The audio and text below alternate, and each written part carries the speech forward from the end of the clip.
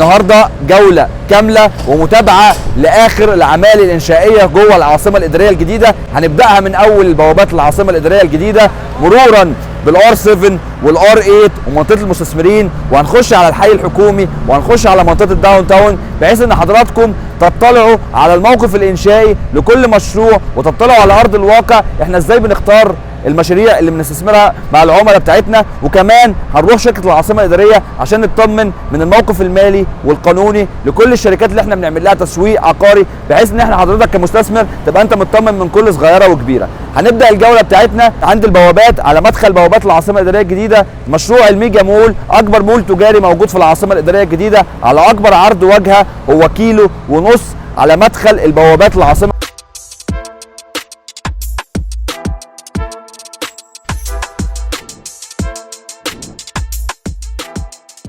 قدام مسجد الفتاح العليم مشروع الميجا مول التابع شركه بيراميدز، هو المشروع التاسع للشركه. يعتبر شركه بيراميدز هي اكبر محفظه اراضي موجوده في العاصمه الاداريه والاكبر على الاطلاق من ناحيه المولات التجاريه. المشروع واخد واجهه 1.5 كيلو.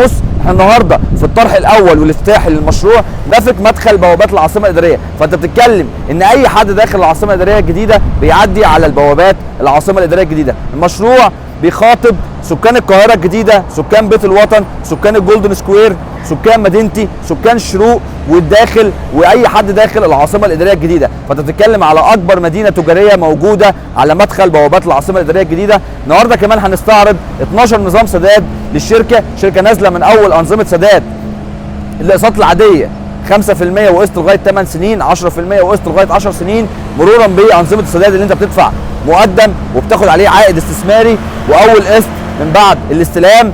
فرصه كويسه لو حد عايز يستثمر في الطرح الافتتاحي لاكبر مدينه تجاريه، يا ريت تتواصل معايا. يا ريت يلا بينا نكمل الجوله بتاعتنا ونستعرض كل حاجه جوه العاصمه الاداريه، نستعرض المباني الاداريه في الحي الحكومي، نستعرض المولات التجاريه والاداريه اللي موجوده في داون تاون، نستعرض منطقه الام 7 اللي بتطل على منطقه البرج الايقوني، ولو حد مهتم بشقق سكنيه هنستعرض منطقه الار 7 ومنطقه المستثمرين ومنطقه الار 8. يلا بينا نكمل الجوله، يلا بينا.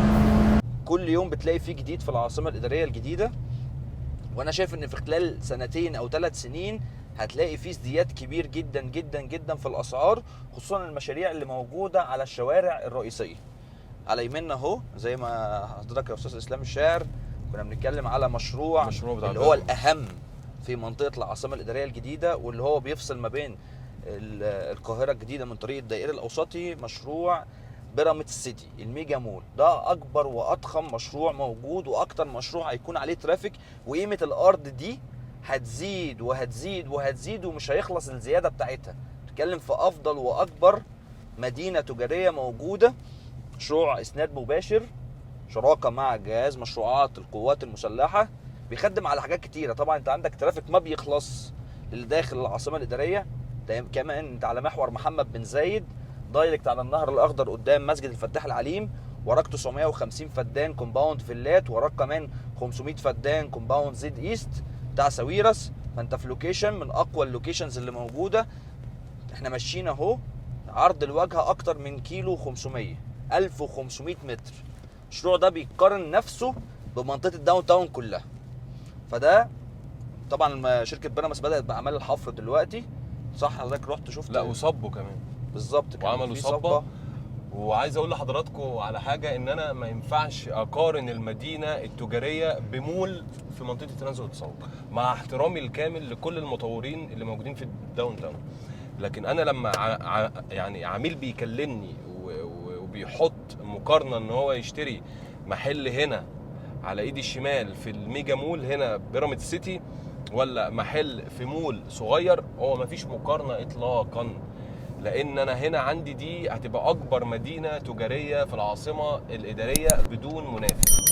فدايما بتبقى ترشيحي للي عايز محل تجاري الميزانيه بتاعته من اول 4 مليون واحنا طالعين، بيبقى اول ترشيح عندي ليه على طول بتبقى بيراميدز سيتي. لان طبعا يعني زي ما حضراتكم شايفين هيخدم بقى على سكان العاصمه وسكان التجمع. فطبعا المستقبل الخاص بالمشروع ده هيبقى قوي جدا جدا جدا، غير طبعا انظمه السداد اللي بتوفرها شركه بيراميدز للعميل اللي بتريحه وبتخليه يقدر ان هو يشتري بالنظام اللي يريحه. فكمل يا باشمهندس بقى الجوله بتاعتنا. وده النهر على ده النهر الاخضر اهو زي ما حضراتكم شايفين، ابتدوا فيه فعلا شغل كبير جدا معمول فيه، وهيبتدوا ان هم في وقت قصير هيكونوا وصلوا لمنطقه السي بي دي. وهو طبعا جايبين فيه نوع من الاشجار وبحيرات صناعيه ولاندسكيب، يعني في صور معايا طبعا ليه من جوه من الداخل، حاجه طبعا محترمه جدا يعني. هيبدا على يميني دلوقتي برضو المنطقه السكنيه الار 4، وبعد كده هنعدي على منطقه الار 5 ومنطقه الار 6. هتلاقي كل العمارات خلصانه، هتلاقي الكومباوندز كلها خلصانه تبع الدوله، تبع شركه سي تي اتش بنك الاسكان والتعمير وهيئه المجتمعات العمرانيه. زي ما انتم حضراتكم شايفين اهو اعمال الانشاءات شغاله صبح النهارده احنا شايفين. فطبعا الحمد لله طبعا ان الواحد بيبقى فرحان والله دايما ان الامور بتتغير للاحسن، اللهم لك الحمد. وان الحمد لله العملاء اللي اشتروا يعني عن طريقنا يعني اتكسبوا دلوقتي، والحمد لله اتاكدوا ان احنا اخترنا لهم المشروعات المميزه، سواء اللي اشترى معانا من 6 شهور او من سنه او من سنتين او من 3 سنين. لسه في فرصه قدام حضرتك، لسه في فرصه قدام حضرتك عند منطقه البرج الايقوني انك تجيب مكتب ان شاء الله من 2 ل3 سنين هتكسب فيه رقم كبير جدا. واللعبه دي خلاص احنا بقينا حافظينها، والسوق دايما هو اللي بيعلم، والسوق دايما هو اللي يعني احنا دايما شغالين على ارض الواقع. كمان احنا هنحاول فكان في سعر متر لمشروعات كان مثلا ب50، دلوقتي احنا بنتكلم في 65 وعليه طلب، فعمره ما هيثبت عند 65، هيزيد هيزيد هيزيد. وطبعا يعني المشروع بتاع نايل بيزنس سيتي اعتقد ان الفتره اللي جايه سعره هيرفع جدا مع بدايه الانشاءات، لان دايما الانشاءات لما بتبقى موجوده بترفع السعر. وهنروح دلوقتي وهنفرج طبعا حضراتكم على كل الجديد وايه الابديت الجديد في نايل بيزنس سيتي. ده يبقى كومباوند الجوهره. احنا ما زلنا في محور بن زايد الجنوبي، داخلين على ميدان الكاتدرائيه او ميدان طلعت مصطفى، وبتبتدي على طول اول منطقه سكنيه اللي هي منطقه المستثمرين، وفيها طرحين اول وتاني. في ظهرهم على طول بتيجي منطقه الار 7 بعدد من الكومباوندز. لما بنخش شمال من عند الكاتدرائيه احنا كده بنبقى داخلين على منطقه الداون تاون والحي المالي والحكومي وفندق الماسا ومسجد مصر ومجلس النواب. فالباشمهندس محمود يعني لو عايز يشرح اي حاجه ليكم. هو الجوله النهارده هتبقى شامله طبعا. احنا الاول هنروح على الحفل اطلاق المشروع بتاع نايل بيزنس سيتي، وبعد كده هنكمل الجوله في كل حته، هنوريكم الابديت اللي موجود في الحي المالي، في منطقه ملوك الوزارات، منطقه الام يو 7، المنطقه السكنيه، ونقول لكم ازاي احنا بنختار للعميل الشقه بتاعته. لان انت حضرتك لما تشوف المشروع بتاعك على البروشور غير لما انت تبقى انت عارف موقع الارض، ومره واثنين وثلاثه واربعه موقع الارض. ما تستسهلش وتختار عشان الشقه سعرها مناسب بالنسبه لحضرتك تتغافل عن موقع ارض المشروع وتقول ان ده كومباوند سكني. موقع الارض المشروع هو ده اللي فيما بعد قيمه الارض بتزيد.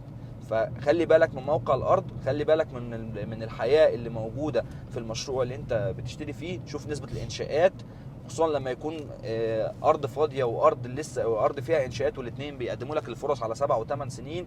فتحاول تفكر بالمنظور ده. مشروع هنا سيليا طلعت مصطفى، هنا كده داخلين على المحور المركزي. المحور المركزي لو انا رحته من ناحيه الناحيه العكسيه انا بكمل على منطقه الاكسبو سيتي، وهيبقى على شمالي الار 7 ومنطقه الجامعات اللي هي الجامعه البريطانيه. دلوقتي انا طالع على محور محمد بن زايد الشمالي، هنعدي على شمالنا على فندق الماسا وعلى منطقه داون تاون العاصمه الاداريه الجديده. وهنوريكم برضو ابديت لاكتر من مطور موجود وانشاءاته، ونوريكم الفرق ما بين لما تشتري مشروع صف اول في الابراج السياحيه اللي احنا مصممين ان انت تشتري، تحاول باي شكل من الاشكال تشتري في الابراج السياحيه. ما قدرتش خالص نبدا نشوف في الحي المالي، ما قدرتش خالص هنا بقى خلاص على اخر فرصه ممكن نشوف في منطقه الميكس ديوز اللي موجوده في الداون تاون. لكن في المحور ال90 متر اللي خلف الابراج بالزبط ممكن نلاقي فيها بالظبط نبدا نشوف هنا او هنا او هنا، ولكن احنا بنبدا بالاقيم وبنبدا نقل شويه بالتميز لغايه ما بنشوف امكانيات العميل فيها ايه. ما بنستسهلش ويقول لنا العميل الميزانيه بتاعته فنقول له خلاص ميزانيتك مناسبه لكده، لا بنحاول على قد ما نقدر ان احنا نجيب حاجه تفيد العميل وسعرها يزيد في المستقبل. شايفين طبعا المشروع المونوريل هو المشروع القومي اللي موجود دلوقتي على مستوى مصر كلها. حضراتكم احنا من وسط 450 مشروع في العاصمة، احنا اللهم لك الحمد فلترناهم على 14 مشروع بس. حضرتك انا عايزك تتأكد ان ال 14 مشروع ده يعني فيهم اي شيء حضرتك ممكن تتخيل ان هو ينجح استثمارك موجود في كل مشروع فيهم، وكل مشروع فيهم بيتميز بنقاط قوة. فأنا عارف إن العميل بيبقى بيكلمني وهو متلخبط، يعني عدد من البروكرز كتير بيكلموه فهو جاي متلخبط. أنا دايما قبل ما العميل ما بيحط فلوسه وقبل ما بيشتري لازم يعرف، بحاول إن أنا أوضح له كل الأمور، أعرفه الفرق ما بين المناطق، إحنا بنشتري على أساس إيه. في نقطة مهمة جدا إن إحنا نراعي موضوع توقيت الشراء. النهارده انت واقف كده على الارض بتاعه اركا والارض بتاعه بيراميدز تاور. هنا المشروع بتاع شركه اركا الاثنين دلوقتي موجود في الميدان بتاع الداون تاون. مجرد ما طلع بس القواعد وسقف الدور الارضي، موقع قوي جدا. المتر تضاعف، كان بادئ ب 40,000 جنيه، النهارده المتر ب 85,000 جنيه إداري. فانت بتتكلم ان الحته دي قيمتها بتزيد جدا. النهارده مشروع اويا تاورز اهو دلوقتي خلص اعمال الحفر وهيبدا في اعمال الخرسانه. هنكمل على الارض بتاعه المشروع بتاع دبي. بس اويا بدات اهو الحمد لله حفر اهو. العملاء اللي كانت بدأ شاريه في اويا. النهارده مشروع اوبسايدر اهو دلوقتي هو لسه كان الارض لسه مطروحه جديده، فلسه هيبدا اعمال الحفر فيما بعد. مشروع 31 نورث شغال بقوه. لا دول شغالين حفر ودخلوا دلوقتي شركه المقاولات من اكبر شركه المقاولات اللي موجوده في مصر، شركه سياك، شغالين دلوقتي في مرحله الاساسات.